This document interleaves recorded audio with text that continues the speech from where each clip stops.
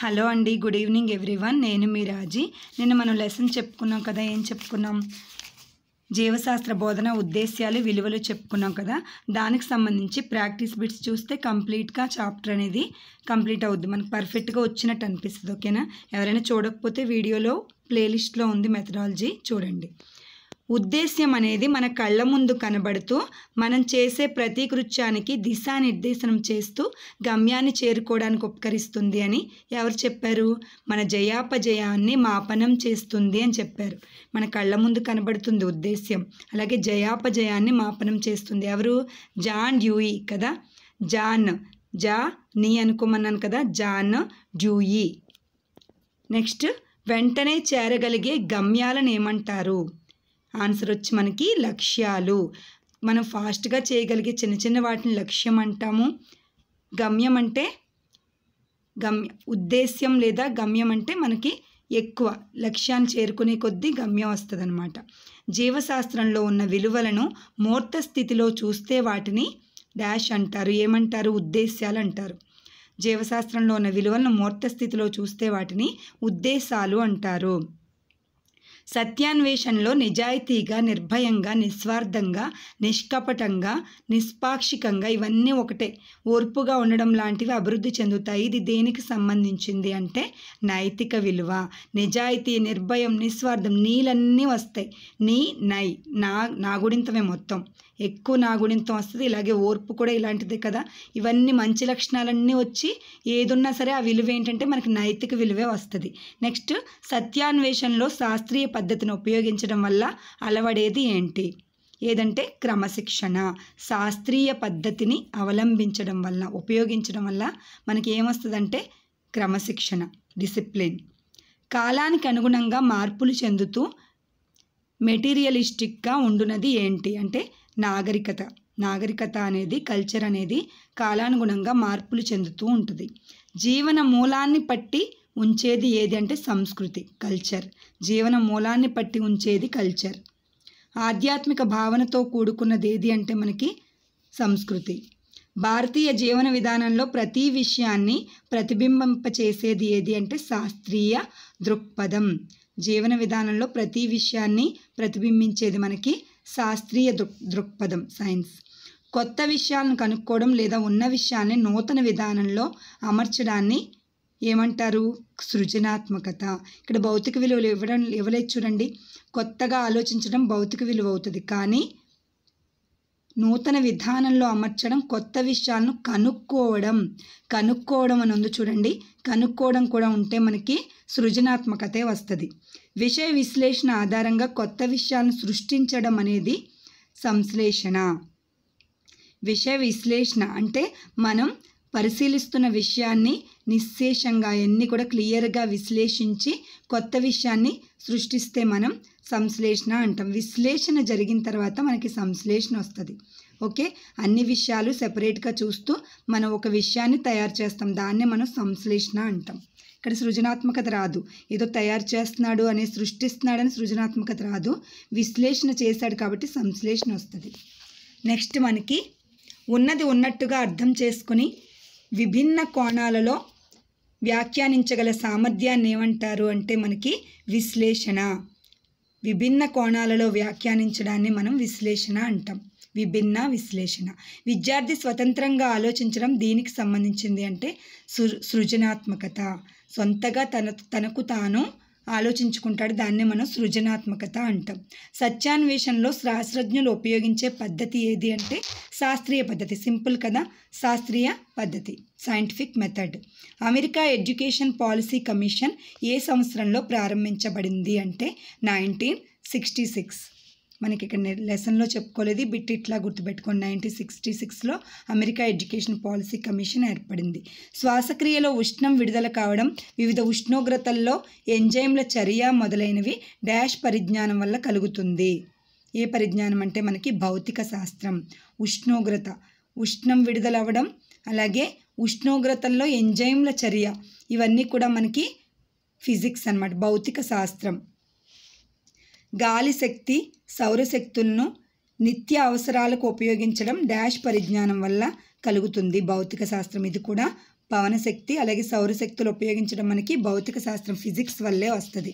Next మనకి ఆధునిక వ్యవసాయ పరికరాలు డాష్ పరిజ్ఞానం వల్ల తయారు చేస్తారు.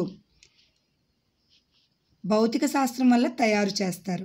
జీవశాస్త్రం వల్ల వాటిని ఎలా ఉపయోగించుకోవాలి, వ్యవసాయాన్ని ఎలా డెవలప్ చేయాలనేది జీవశాస్త్రం వల్ల వస్తుంది. కానీ పరికరాలు ఏ పరిజ్ఞానం వల్ల తయారు చేస్తారంటే మనకి భౌతిక శాస్త్ర పరిజ్ఞానం వల్ల మనకి తయారు చేస్తారనమాట. ఇంపార్టెంట్, గుర్తుపెట్టుకోండి ఇది. పరికరాల తయారీ వచ్చి భౌతిక శాస్త్రం, దాన్ని అమలు చేయడం వ్యవసాయం అది వస్తే మనకి జీవశాస్త్రం వస్తుంది. జీర్ణక్రియ గురించి చెప్పే సమయంలో ఆహారంలోని వివిధ పదార్థాలు, లక్షణాలు, జీర్ణ రసాలు, ఎంజైమ్లు, వాటి చర్యలు మొదలైన వాటిని వివరించాలంటే మనకి ఏ పరిజ్ఞానం అవసరం అంటే రసాయన శాస్త్రం.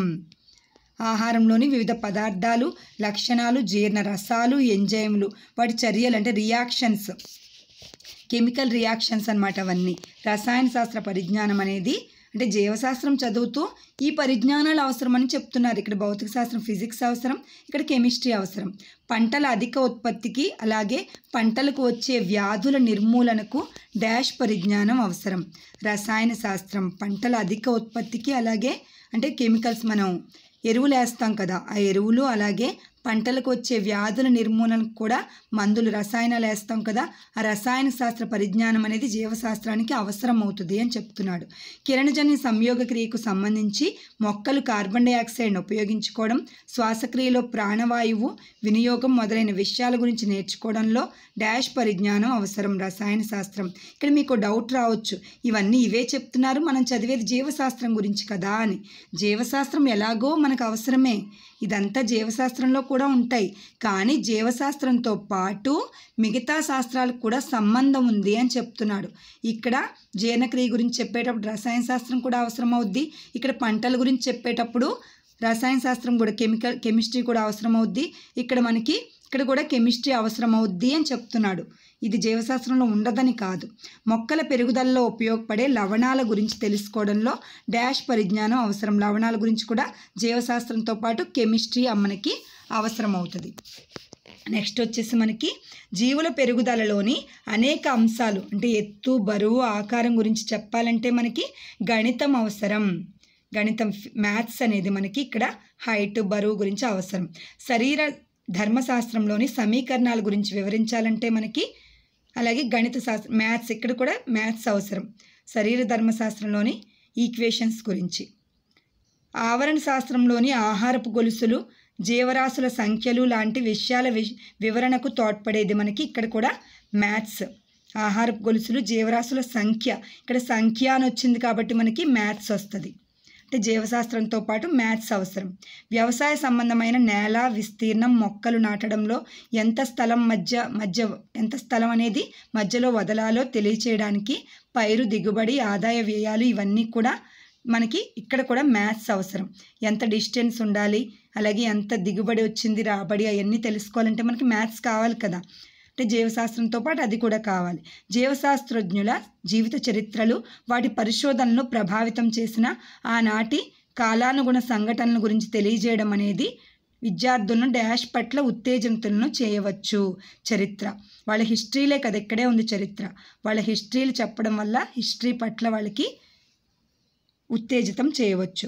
వ్యవసాయ రంగంలో జరిగిన మార్పులు, శ్వేత విప్లవం, వైట్ రివల్యూషన్, పరిణామం, ఎవల్యూషన్, ఈ విషయాల వివరణలో డాష్ అంశాలు తోడ్పడతాయి. ఇక్కడ కూడా హిస్టరీ అనేది తోడ్పడుతుంది. వీటి గురించి చెప్పేటప్పుడు, వివరించేటప్పుడు హిస్టరీ అవసరం అవుద్ది. వివిధ శాస్త్ర సిద్ధాంతాలు, వాటి ప్రతిపాదన, శాస్త్ర పరిశోధనలు, ఫలితాలు, వీటన్నిటి వివరణలో మనకి జీవశాస్త్రం డాష్తో సంబంధాన్ని కలిగి ఉంటుంది. ఇది కూడా మనకి చరిత్ర, హిస్టరీతో సంబంధం కలిగి ఉంటుంది. వర్షపాతం, వాతావరణం, నేలలు, రకాలు, మొక్కలు, జంతువుల మధ్య ఉన్న పరస్పర ఆధార సంబంధాలు మొదలైన అంశాలన్నింటిలో జీవశాస్త్రం డాష్కి సంబంధించిన ఒకే సూత్రాలు పనిచేస్తాయి. భౌగోళిక అలాగే జీవశాస్త్రానికి సంబంధించిన 2 సూత్రాలు కూడా పనిచేస్తాయి.